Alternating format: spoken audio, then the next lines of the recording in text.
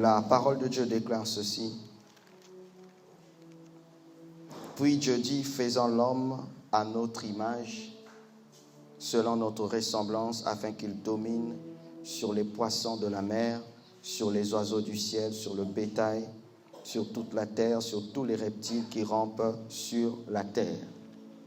Nous allons continuer dans Genèse chapitre 5, le verset 22 à 24. Genèse 5, le verset 22 à 24. La parole de Dieu déclare, Enoch, après la naissance de Métouchéla, marcha avec Dieu 300 ans et il engendra des fils et des filles.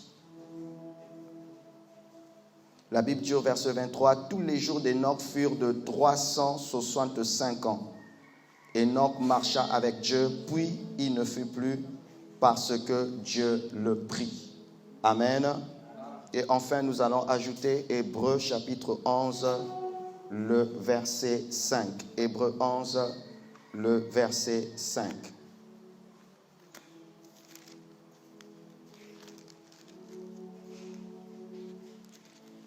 Hébreux 11, le verset 5. La parole de Dieu déclare ceci. C'est par la foi qu'Enoch fut enlevé pour qu'il ne voie point la mort, et il ne parut plus parce que Dieu l'avait enlevé, car avant son enlèvement, il avait reçu le témoignage qu'il était agréable à Dieu. Veuillez vous rasseoir, s'il vous plaît. Je vous salue au nom de Jésus. Nous sommes toujours à notre école du caractère. Et notre texte de base, c'est Genèse chapitre 1, le verset 26, dont la parole de Dieu déclare, faisons l'homme à notre image et à notre ressemblance, afin qu'il domine. Au travers de ce texte de base, nous nous rendons compte que, bien-aimé, tant que Dieu ne te façonne pas à son image et à sa ressemblance, il ne peut pas avoir la domination. Si ce que je dis c'est faux, tu peux examiner ta propre vie. La plupart des combats, des résistances que tu vis, c'est parce que quand les démons, quand ils s'approchent de toi, ils ne voient pas la ressemblance. Ils peuvent voir l'image, mais des fois ils ne voient pas la ressemblance. Ils peuvent voir la ressemblance, ils ne voient pas l'image. Or, pour que les démons puissent se soumettre à toi, tu dois être à l'image et à la ressemblance de Christ. Amen. Quand ils voient l'image et ils voient la ressemblance, c'est là où ils auront peur, c'est là où ils vont se soumettre. Car un enfant de Dieu, je ne parle pas d'un pasteur, un véritable enfant de Dieu tel que nous sommes, nous devons en fait manifester une dimension où même quand quelqu'un parle du mal de ton nom, il est frappé de malédiction. Quand même quelqu'un pense mal, rien qu'en ton nom, Dieu le confond. Quand un sorcier veut te visiter pour te faire du mal, il est déjà frappé, il est déjà paralysé. Amen. Pourquoi? Quand tu entends un chrétien vivre un tel niveau, ça veut dire qu'en lui, il est à l'image et à la ressemblance de Dieu. C'est pourquoi j'aimerais parler à quelqu'un, ne sois pas découragé quand tu te rends compte que tu es attaqué par des femmes de nuit, des maris de nuit, tu es menacé par les puissances des ténèbres. Ne sois pas découragé. La vérité, c'est que pour l'instant, il n'y a pas l'image et la ressemblance. Pour qu'il y ait l'image et la ressemblance, Dieu doit faire un travail de caractère. Autrement dit, il doit t'emmener à un niveau de maturité. Ce n'est que quand tu vas atteindre la maturité spirituelle que les puissances des ténèbres vont te respecter. Si en tant que chrétien, tu subis des attaques, tu subis des menaces, ne dis pas que Dieu t'a abandonné. C'est parce que dans ta vie, il n'y a pas encore l'image et la ressemblance. Tu portes le titre de chrétien, mais spirituellement, les démons n'ont pas peur de toi. Or, ma prière au travers de cette école, que les puissances des ténèbres puissent avoir peur de toi, à tel point eux-mêmes, ils viendront te voir pour confesser, pour demander pardon, pour dire la nuit, j'ai mal dormi. Le Seigneur m'a dit, si je veux être libéré, si je veux être en paix, je dois venir te voir et te demander pardon. C'est alors que les gens vont te respecter. Arrêtons de dire que nous sommes des chrétiens si nous ne manifestons pas cette dimension. Si toi tu penses que ça n'existe pas, je te dis la vérité que ça existe. C'est un niveau qui existe. Si toi et moi, on ne vit pas ça, c'est parce qu'il y a un problème en ce qui concerne l'image et la ressemblance. Au contraire, quand tu vis des menaces, quand tu vis des attaques, ça doit t'énerver spirituellement. Ça ne doit pas te pousser à maudire Dieu, ça ne doit pas te pousser à abandonner la foi, mais au contraire, ça doit t'énerver spirituellement. Tu dis non, si Paul a vécu ça, si Pierre a vécu ça, moi aussi je peux le vivre. Qu'est-ce que tu fais? Tu payes le prix dans l'adoration, dans la prière, dans l'adoration, dans la prière, en méditant la parole de Dieu. Et au travers des épreuves, Dieu va forger ton caractère. Lorsqu'il y aura l'image et la ressemblance, c'est alors que tu auras la domination, où Dieu va t'emmener partout où tu vas, tu domines. Tu viens à Tchali, tu domines. Tu vas à Cam 4, tu domines. Tu vas à Mpita, tu domines. Tu vas à Kinshasa, tu domines. Quel que soit le territoire, tu domines. Pourquoi? Il y a l'image et la ressemblance. Tu vas atteindre un niveau, tu arrives quelque part, un sorcier, quand il te voit, il crie. J'ai déjà entendu un témoignage comme ça. La femme d'un pasteur était montée en Europe dans un métro. Elle était, je crois, en Amérique dans un métro. Pendant qu'elle était dans le métro, il y avait beaucoup de gens. Il y avait une sorcière qui était à côté d'elle. La sorcière commençait à vibrer. La sorcière commençait à trembler. Et regardez la sorcière, qu'est-ce qui se passe? La sorcière était dérangée. La sorcière était obligée de reconnaître, ta présence me dérange. Pourquoi? Parce que la sorcière avait vu auprès de la femme du pasteur l'image et la ressemblance, frère. Arrêtons de trop parler si on n'a pas atteint ce niveau. Quand tu sais que tu es combattu par les puissances des ténèbres, tu dois être humble. Tu dois reconnaître que là, il n'y a pas encore l'image et la ressemblance. Quand il y aura l'image et la ressemblance, tu pourras dominer, bien-aimé. On va te respecter. Aucun sorcier ne peut te bloquer, ni ne déranger ta vie. Tu peux même boire un poison. Le poison ne te fera rien. Paul a été mordu par un serpent, mais le venin n'est pas rentré dans son corps. Pourquoi? Parce que même le serpent s'est rendu compte que je me suis trompé de personne. Il s'est rendu compte que cet homme n'est pas charnel. Cet homme, il est spirituel. Le venin du serpent n'a pas touché. C'est bon? Le venin n'a pas... Tu peux augmenter, s'il te plaît? Le venin n'a pas touché le sang de Paul. Parce que Paul avait atteint un niveau. Et ma prière, que tu puisses atteindre de tel niveau. Que tu puisses atteindre de tel niveau. Un sorcier, quand il veut même venir envoûter ta maison, il est paralysé. Le matin, tu te réveilles, tu le vois paralysé, nu devant toi, en train de pleurer et de demander pardon. Tu vois, tu ne dis pas amen. Tu ne crois pas en ça, bien-aimé. Il te sera fait selon ta foi. Bien-aimé, il faut que quand les gens parlent de toi, là, ils doivent parler de toi avec crainte et respect. Qu'ils puissent dire non, cette femme-là, ce frère-là, il ne faut pas jouer avec lui. Dieu est avec lui. On voit en lui l'image et la ressemblance. On sent qu'au travers de la vie de ce frère-là, il dégage quelque chose. Il dégage la présence de Dieu. Il dégage la gloire de Dieu, bien-aimé. C'est ça notre défi. Si un païen est menacé par les sorciers, toi le chrétien, tu es menacé par le sorcier, bien-aimé, ça doit nous révolter. Écoutez ceci, Jésus-Christ dit, pour ceux qui sont nés de nouveau, ils ne sont pas nés ni du sang, ni de la chair, ils sont nés de Dieu. Donc quand on dit que tu es né de Dieu, en réalité, les liens de famille n'ont pas d'impact sur ta vie. Mais si les liens de famille ont de l'impact sur ta vie, c'est vrai que tu es chrétien, mais il n'y a pas encore l'image et la ressemblance.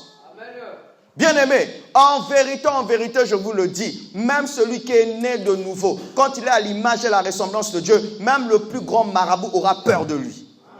Un chien engendre un chien. Un chat engendre un chat. Un lion met au monde des lions. Dieu engendre aussi des dieux. Si je suis sorti de Dieu, je suis à la même qualité, à la même dimension que lui. Donc en réalité, bien-aimé, les puissances des ténèbres doivent te respecter. C'est pourquoi j'ai compris, quand tu sais que tu es un Dieu, tu ne peux pas parler comme tout le monde. Tu ne peux pas confesser comme tout le monde. Même si tu fais un mauvais rêve, on t'a envoûté, on t'a ensorcelé. C'est un mari de nuit, femme de nuit, tu as le pouvoir de dire c'est pas moi. C'est pas moi. On te montre que c'est ton enfant qui est mort, ta femme ou ton mari qui est mort. C'est pas lui, c'est pas elle. Pourquoi je suis un Dieu sur la terre? Je refuse. Car ce que tu crois va t'atteindre. Ce que tu refuses n'a pas d'impact sur ta vie. Dieu va dire à Abraham, ce que tu vois, je te le donne. Ce que tu vois, je te le donne. Bien-aimé, il y a de ces choses que tu dois voir, il y a de ces choses que tu dois refuser de voir. Si à chaque fois que tu vois que les ténèbres, les puissances des ténèbres qui dominent sur ta vie, ça risque de paralyser ta foi. Tu dois croire qu'au-delà de ça, Dieu t'a appelé à opérer à un autre niveau. Est-ce que tu me suis? Alors, bien-aimé, ce matin, j'aimerais te partager un message qui est très dur. Y a-t-il des gens qui aiment le Seigneur ici? Ah, ça veut dire que tu dois écouter ceci. Alors aujourd'hui, nous voulons développer sur le point comment avoir le caractère, comment développer le caractère. Dans les deux textes, je viens de vous lire de Genèse chapitre 5 et Hébreux 11, on nous parle d'un homme de l'Ancien Testament, il s'appelle Enoch. Et quand nous lisons la Bible, la Bible n'explique pas ce que Enoch a fait. On résume seulement sa vie. On dit qu'il marcha avec Dieu, il fut agréable à Dieu et Dieu l'a enlevé. C'est seulement le résultat. Et on dit qu'il a marché avec Dieu pendant 300 ans. Pourquoi? Parce que à cette époque-là, Dieu n'avait pas encore dit à l'homme qu'il ne vivra pas au-delà de 120 ans. Donc à cette époque-là, il y avait encore des gens qui pouvaient vivre 300 ans, 400 ans. Amen. Hein? Même Adam a vécu, je crois, pendant 900 ans. Mais lui, il a marché avec Dieu pendant 300 ans. Ce qui nous choque, c'est que Enoch n'était pas né de nouveau. Jésus n'était pas encore allé à la croix. C'était l'Ancien Testament, bien aimé. Mais il a pu marcher avec Dieu. Alors le Seigneur m'a fait la grâce de creuser un peu sur ce que Enoch a fait. Il y a un texte biblique qui dit « Deux ne peuvent pas marcher ensemble s'ils ne s'accordent pas. » Pour marcher avec Dieu, tu dois t'accorder avec Dieu. Car tu ne peux pas marcher avec Dieu si tu ne t'accordes pas avec lui. Autrement dit, marcher avec Dieu exige du caractère. Si tu n'as pas le caractère, tu ne peux pas marcher avec Dieu. Le plus grand combat que toi tu vis, mon frère, ma soeur, c'est qu'il y a des gens, les puissances des ténèbres, qui ne veulent pas que tu marches avec Dieu. Alors que quelqu'un qui veut marcher avec Dieu, tu es obligé de manifester le caractère de Dieu. Car si tu n'as pas ce caractère, il est impossible que tu marches avec Dieu. Alors, qu'est-ce qui arrive quand tu manifestes maintenant le caractère? Je vais te donner quelques critères par rapport à ce texte. Qu'est-ce qui se passe quand tu manifestes le caractère? La première des choses par rapport à l'expérience d'Enoch, c'est que dans l'Ancien Testament, dans le livre de Genèse, on n'a pas cité tout le monde qui a marché avec Dieu, mais on a cité Enoch. Qu'est-ce que ça veut dire? Que une fois que tu manifestes le caractère de Dieu, voici ce qui sera constaté dans ta propre vie, tu seras différent de tout le monde. Quelqu'un qui veut marcher avec Dieu, on va le reconnaître par sa différence. On peut être chrétien, mais ce n'est pas tous les chrétiens qui craignent Dieu. On peut être chrétien, ce n'est pas tous les chrétiens qui vivent dans la sanctification. On peut être chrétien, ce n'est pas tous les chrétiens qui pratiquent la parole. On peut être chrétien, ce n'est pas tous les chrétiens qui seront enlevés. On peut être chrétien, ce n'est pas tous les chrétiens qui obéissent à Dieu. Maintenant, toi tu dis, même s'il y a plusieurs qui tombent dans le péché, moi je ne vais pas tomber dans le péché. Sache-le que le fait que tu seras différent de tout le monde, on va te combattre. Nous sommes dans un monde, quand tu es différent de tout le monde, on va te critiquer, on va te salir, on va mal parler de ton nom et les gens vont commencer à dire, tu te crois pour qui? Il y a eu des hommes de Dieu qui sont tombés, il y a des frères qui tombent, il y a des soeurs qui tombent, toi tu prouves quoi? Quand tu es devenu secrétaire de Dieu, tu prouves quoi? Tu dors dans la maison de Dieu, on va commencer à te combattre. Alors comprends ceci, mon frère, ma soeur. Si tu es différent de tout le monde, c'est une bonne chose. Ne les ressemble pas, ne les suis pas. Garde ta différence. C'est un signe que toi, tu as décidé de marcher avec Dieu. Car si tu suis tout le monde, tu auras les mêmes, comment je peux dire, condamnations que les autres. Il y a eu un homme qui a eu une vision. Il était dans une grande avenue, il voyait beaucoup de gens aller dans une direction. Tout le monde avait la Bible. Il s'est dit, comme eux ils ont la Bible, c'est sûr et certain qu'ils vont à l'église, je vais les suivre. Et pendant qu'il les suit, il entend un ange qui l'appelle par son nom, qui lui dit, tu vas où? Il dit, mais je vais à l'église. L'ange lui dit, qu'est-ce qui te prouve qu'ils vont à l'église? Il dit, ils ont la Bible. Il dit, c'est faux. Regarde très bien. Et quand on lui montre de loin, ils avaient la Bible, ils étaient en train d'aller en enfer. Et il a eu peur, il dit, oh, comment ça, eux, ils ont la Bible, ils vont en enfer? Il dit, oui, c'est parce qu'ils sont en train de, parce que ce que tu vois aller avec la Bible, c'est le suivisme. Ils font comme tout le monde. Ils vivent comme tout le monde. Ils ne comprennent pas ce qu'il fait. Il lui montre maintenant un autre chemin. Le chemin de l'église, c'est là. Et là-bas, il y avait très peu de gens. Très peu de gens. Bien aimé, fais attention. Parce que tu vois l'autre abandonner la foi, toi aussi tu abandonnes la foi. Parce que tu vois l'autre ne pas prier, toi tu ne pries pas. Parce que tu vois l'autre rempli de haine, toi tu es rempli de haine. Ça veut dire que Enoch est plus que toi. Parce que quelqu'un qui sait qu'il a le caractère de Dieu, il va se battre jusqu'à son dernier souffle de rester différent. Quand même les gens te font du mal, tu leur rends le bien. Et les gens disent, toi tu es fou, toi tu es folle. La personne te fait du mal, toi tu rends le bien. Dis à la personne, je ne veux pas ressembler à cette personne-là. Moi je veux plaire à Dieu. C'est à Dieu de le juger, c'est à Dieu de le condamner. Parce que je suis un enfant de Dieu. Et la Bible dit, ne touchez pas à mes oins. Et je sais qu'au temps marqué, Dieu va juger la personne. Si je rends le mal comme la personne me fait, je vais ouvrir une porte à un démon. Je ne serai pas différent de la personne. Reste spécial. Reste particulier. Ne suis pas tout le monde parce que ta récompense est différente. Tu n'es pas tout le monde. On peut porter le même nom, mais au niveau du sang, l'ADN, il y a une différence. Sois différent. Reste toi-même. Même si quand tu fais du bien aux gens, les gens te rendent le mal, ça ne doit pas te pousser à abandonner. Continue. Pourquoi? Tu dois démontrer à Dieu. Il n'y a pas que Enoch. Moi aussi, je vais marcher comme toi. Je vais marcher comme Enoch. Moi aussi, je vais démontrer cela. Je ne vais pas le suivre. Je sais que Dieu est un Dieu de jugement. Bien-aimé, Dieu te fera justice. Dieu te fera justice auprès des gens qui te font du mal. Dieu te fera justice. Il sait ce qu'il fait. La Bible dit, la fin d'une chose vaut mieux que son commencement. Ne change pas de langage parce que tout le monde a changé de langage. Toi, reste différent. Les gens vont te critiquer. Les gens vont parler. Ils vont chercher à te décourager. Toi, tu dis non. Enoch a marché avec Dieu. Moi aussi, je veux marcher avec Dieu. Je ne veux pas suivre tout le monde. Je suis particulier. En enfer, ensemble, c'est faux. En enfer, c'est chacun selon son jugement. Et les gens qui ont eu la vision de l'enfer disent que en enfer, chacun souffle dans son coin. Tu ne peux pas voir l'autre. Toi-même, tu es dans le noir. Tu restes dans le noir éternellement. C'est un grand tunnel. Ça fait tellement noir. Là-bas, tu auras soif, tu auras faim, mais ça sera pour l'éternité. Tu vas souffrir, ça sera pour l'éternité. Tu auras mal, ça sera pour l'éternité. C'est-à-dire qu'en enfer, tu souffriras seul. Tu ne vas pas voir ton voisin, tu ne verras personne. Tu seras seul contre ta propre conscience. Et ce qui est bizarre, tous ceux qui vont en enfer, leur conscience est toujours là. Ils se rappellent des péchés, des œuvres qu'ils faisaient. Fais attention, on ne vit qu'une seule fois. On ne vit qu'une seule fois. Il y a de ces choses, ton mari peut intervenir, ta famille peut intervenir, tes relations peuvent intervenir. Mais il y a de ces choses, aucun être humain, ni le pasteur ne peut intervenir. Fais attention quand tu veux suivre tout le monde, parce que ce jour-là, ce sera trop tard. Ça sera trop tard.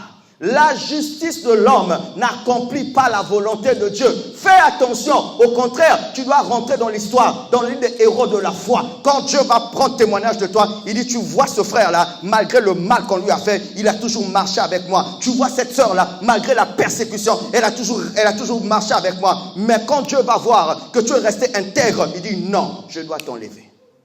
C'est pourquoi il y a certains chrétiens, tu apprends sa mort, ne pleure pas. Parfois, c'est Dieu qui lui a appris. Parce qu'il trouve que cet homme-là, la terre ne te mérite pas. Tu es une grâce. Tu es un diamant sur la terre. Mais les gens te méprisent. Puisque vous avez méprisé mon fils, vous avez méprisé ma fille, vous lui faites souffrir. Viens à la maison, rentre à la maison. Pendant qu'on pleure, on voit une vision. Le frère est dans la félicité. La sœur est avec Jésus. Il dit, mais pourquoi Dieu l'a pris très tôt? Vous n'avez pas reconnu sa valeur.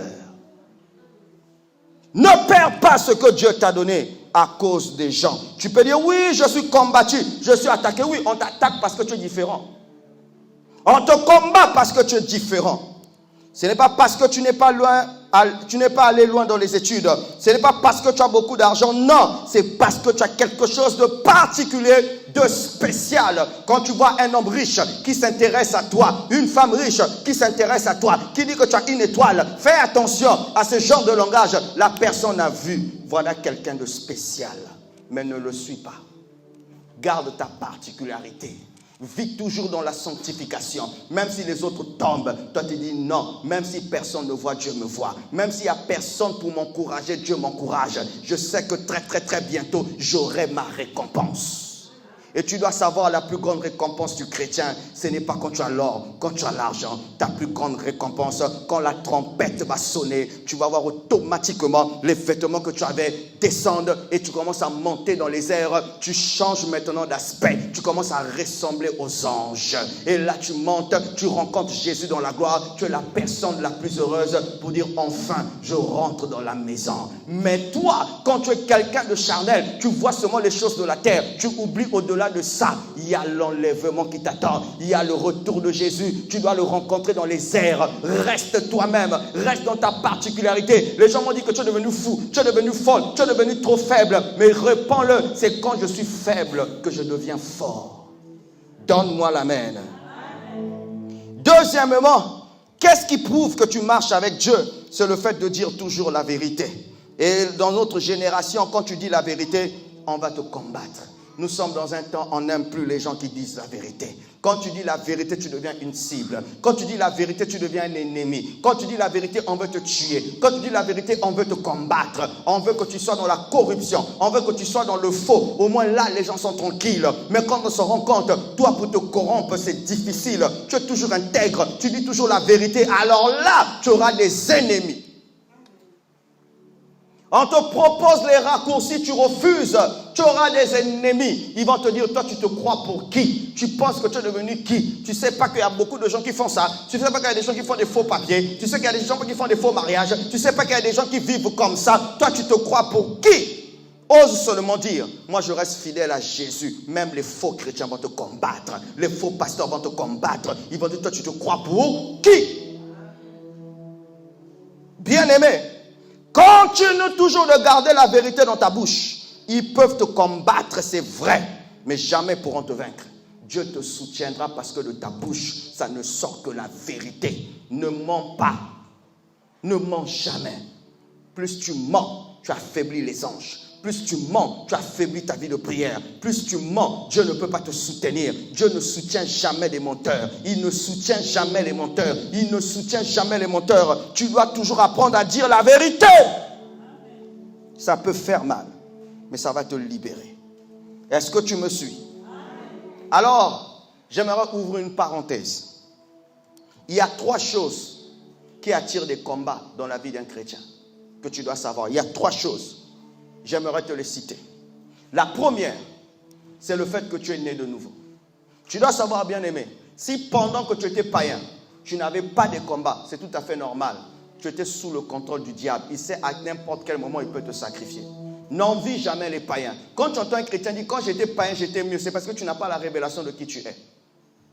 Bien-aimé, tant que Tchali n'a rien, ça ne va pas attirer des combats. Mais le jour où on va se rendre compte que ici à Tchali, il y a l'or, il y a le pétrole, il y a le diamant, tu vas voir beaucoup de gens vont commencer à venir. Ça peut même causer beaucoup de troubles parce qu'on s'est rendu compte qu'il y a quelque chose de précieux. Les combats que tu vis, c'est parce que le diable s'est rendu compte. Tu as la vie Zoé en toi, tu as la vie éternelle, tu as une grâce en toi, tu as une gloire en toi. Le diable sait, lui, il ne peut jamais se repentir. Il ne pourra jamais aller au ciel. Lui, sa finalité, c'est l'enfer. Il a beau jeûner et prier, sa finalité, c'est l'enfer. Et quand il se rend compte que toi, tu es devenu chrétien, tu vas hériter le ciel. Ça l'énerve. C'est pourquoi il te combat. Parce que tu as la vie éternelle en toi. Parce que tu as la vie Zoé en toi. Si tu te rends compte que depuis que tu es devenu chrétien, tu vis des combats, c'est normal. Pourquoi? Ça fait partie des épreuves.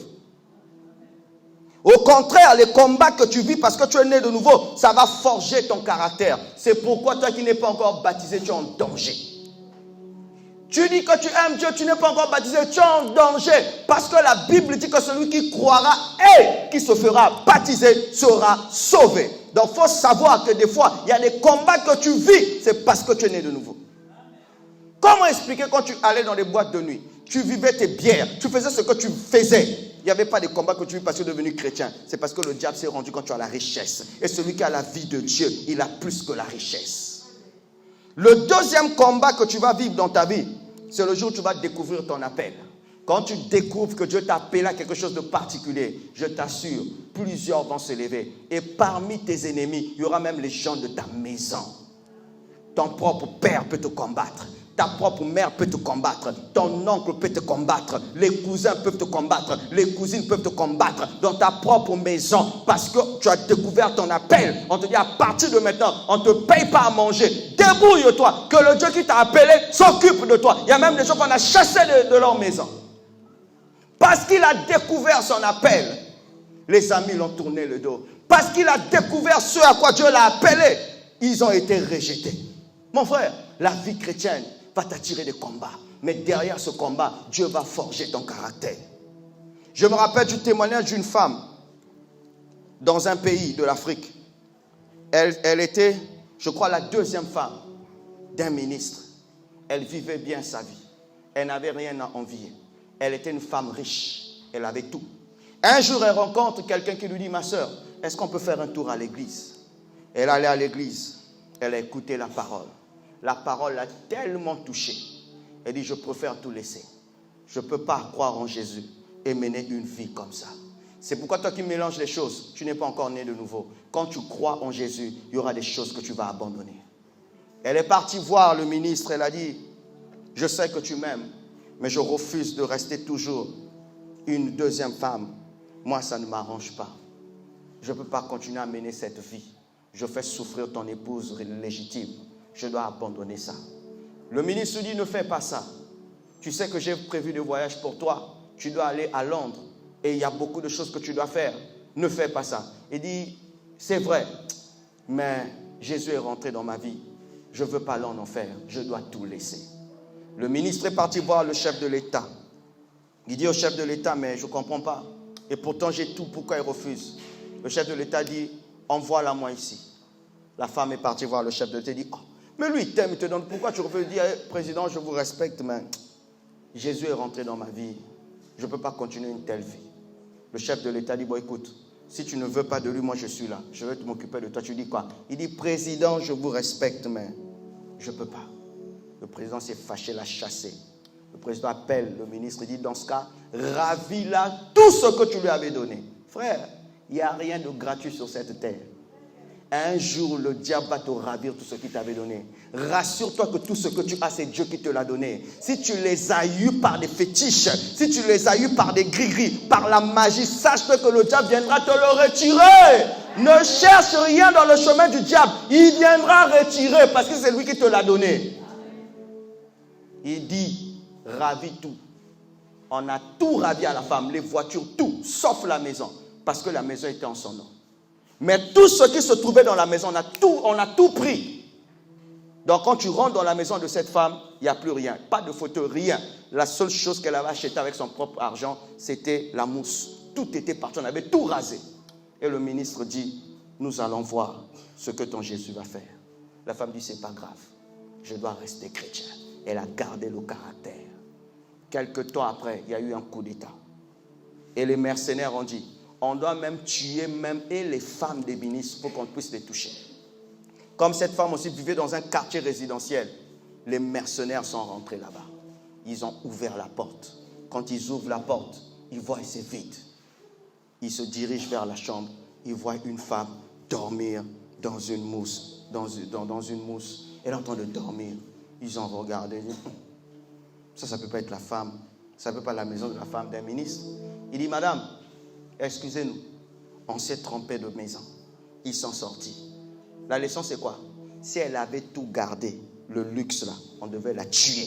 Le fait qu'ils sont venus, ils n'ont rien vu. Ils ont vu que la dame dormait seulement dans sa mousse. On l'a épargnée. Pourquoi? Que sert-il à un homme de gagner le monde entier s'il doit perdre son âme? Le fait qu'elle avait renoncé, sa vie a été épargnée. Les autres ont été tués. Mais si elle avait tout gardé ce jour-là, avec le coup d'État, elle mourrait. Elle perdait la vie. Il faut savoir, le fait que tu es devenu chrétien, même les gens qui te sont proches vont te combattre. Ils vont te combattre. Ça ne sert pas de dire, pourquoi moi, pourquoi. Et le troisième combat que tu vas vivre dans ta vie, c'est le combat du mariage. Bien-aimés dans le Seigneur, écoutez très bien ceci. En Afrique, en particulier même au Congo, dans d'autres pays aussi ça se passe. Mais je te dis la vérité. Pendant que tu vis dans un foyer où tu n'es pas marié, il n'y a pas trop de combats. Mais le jour où tu veux mettre ta vie en ordre avec Dieu, le diable dit c'est hors de question. C'est là où tu vas découvrir le visage de la famille. C'est là où tu sauras qui est ta propre famille et qui est la famille de la personne que tu épouses. Parce que tant qu'il n'y avait pas le mariage, ils ne pouvaient rien faire. Mais le jour où ils s'en rendent compte, ceux-là veulent mettre leur vie en ordre avec Dieu. Ils veulent développer une alliance avec Dieu. On doit les combattre. Bien-aimés, le mariage est une bénédiction. C'est pourquoi le diable n'aime pas quand un chrétien se marie. Il y aura des combats à tel point on doit même vous tuer. Parce qu'on sait, derrière le mariage, quand tu es un homme responsable, il y a des portes qui vont s'ouvrir. Quand tu es un homme responsable, il y a des bénédictions qui vont venir. Mais le diable, c'est hors de question. Tu peux parler de ce sujet à ton mari. On fera, on verra, on verra. Ce n'est pas lui. L'ennemi s'est levé. Il ne veut pas de ça. Et ils savent, quand tu vis, tu n'es pas encore marié. Même si tu as des enfants, ils savent, si ce mari-là meurt, on va seulement te payer l'argent du taxi. On va dire, prends tes biens. Il me qui a un coin loué, mais il y a moins libéré. C'est pourquoi ne sois jamais fier. Mais ça va même s'il a mis ça en ton nom, avec nos familles d'aujourd'hui, libéré. Sinon, il était tatique. Donne-moi l'amen. Le diable n'aime pas le mariage. Il n'aime pas. Les sorciers préfèrent. Mais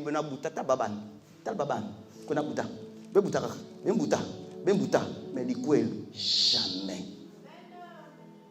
Bien aimé, il y a un frère qui vient de se marier, mais quand tu écoutes son témoignage, tu auras pitié de lui. Le jour de son mariage, au moment où il prépare le mariage, sa propre famille n'a pas contribué. Il s'est marié par miracle. Mais le jour où on partage tout, la famille est venue quand même prendre les biens, ils sont encore partis.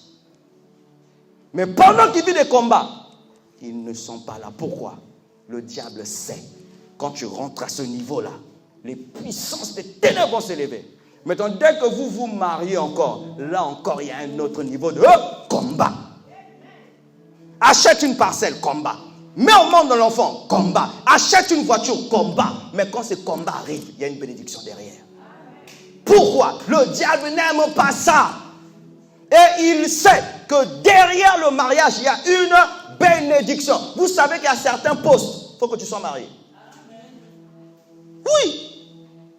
Il y a certaines personnes, pour être stable dans la vie, il faut que tu honores d'abord la fille d'autrui. Il faut que tu fasses un sinon. Pourquoi? Parce que pour... Donne-moi la main que je te dise quelque chose. Tu sais, bien aimé, pourquoi il y a le combat dans le mariage? Parce que pendant que vous vous mariez, il y a une alliance.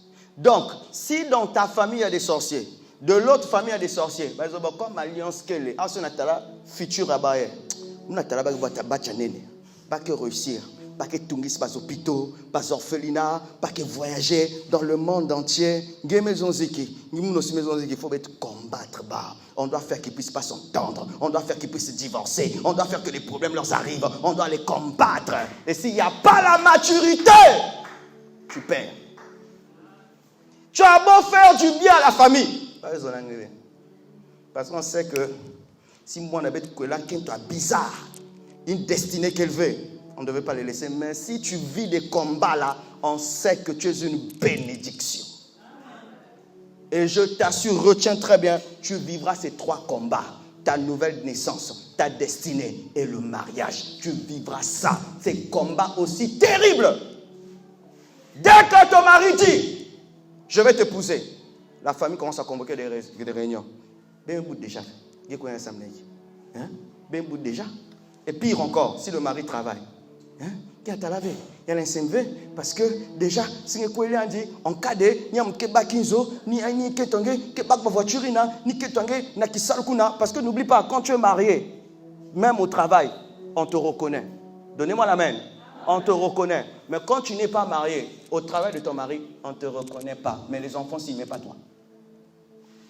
Quand tu es marié, quand par exemple ton mari travaille dans une entreprise pétrolière, chaque le 11, chaque le 12, chaque le 30, on fait un don. Même pour les femmes, même pour les enfants. Mais quand tu n'es pas honoré, on ne te reconnaît pas. Et parfois on peut même te dire,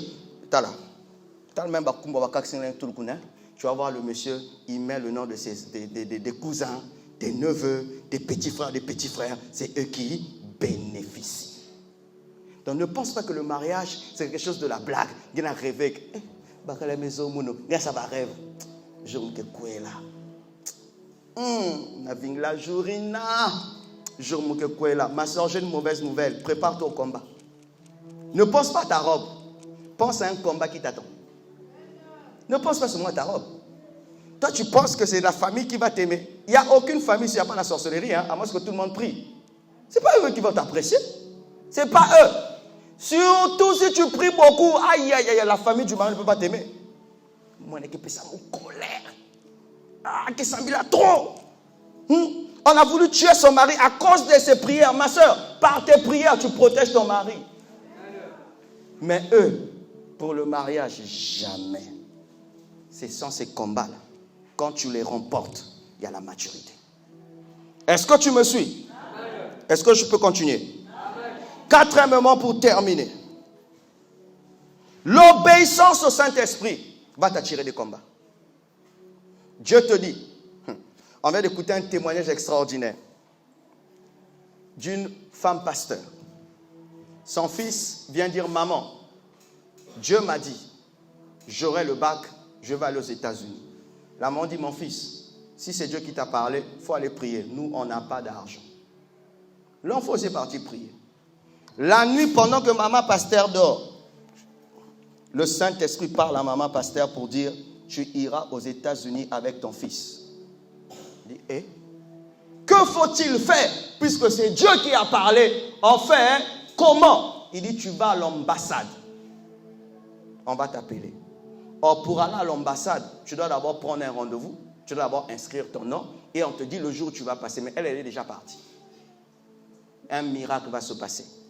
Pendant qu'on incite les noms des gens, elle n'avait pas mis son nom. Par miracle, son nom s'est retrouvé. C'est pourquoi fais attention. Souvent, quand Dieu te parle, ne dis pas ça à tout le monde. Il y aura des gens qui vont te refroidir pour rien.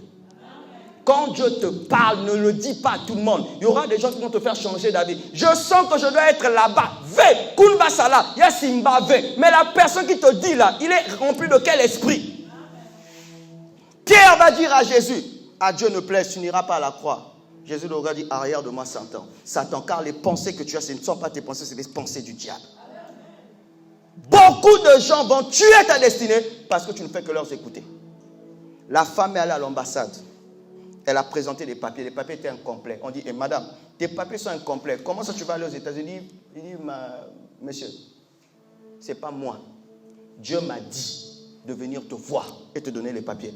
La femme l'a dit en anglais. Are you okay? Ça va? Là, ça va? Il dit, ça va. C'est Dieu qui m'a parlé. Il dit, papier. Elle était tellement déterminée que le monsieur lui dit, ok, repassez à 17h. Elle est revenue à 17h. On lui a donné un papier. Il y avait déjà le visa, mais ce n'était pas suffisant parce que la femme n'avait pas le billet.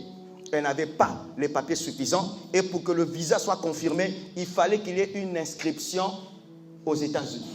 L'enfant, la maman ne connaissait personne aux États-Unis. Et qu'est-ce qui se passe? Elle est pour aller au culte. Pendant qu'elle va faire sa cure d'âme, elle rencontre une femme, non pas la cure d'âme, il y a une femme qui est venue leur rendre visite. Parce qu'avant que la femme puisse leur rendre visite, elle s'est dit, comme c'est Dieu qui a dit que l'enfant doit aller aux États-Unis, ça veut dire, comme nous on connaît les gens au pouvoir, c'est ce qui s'est passé en Côte d'Ivoire, nous allons appeler les gens du pouvoir pour nous donner au moins de l'argent pour voyager. Bien aimé, quand Dieu te parle, si tu cherches le secours de l'homme, tu seras déçu. Quand Dieu te parle, il va utiliser des méthodes que toi tu ne vas pas comprendre. Et voilà ce qui va se passer. Elle rencontre une femme et dit, et elle explique, mais moi il y a mon enfant qui doit aller aux États-Unis. Oh, mais moi j'ai mon fils qui est là-bas. Ah bon? Oui, attends, je vais l'appeler. Ton enfant va fréquenter dans une école. J'appelle. La maman appelle son enfant aux États-Unis. L'enfant va faire les inscriptions. Le même soir,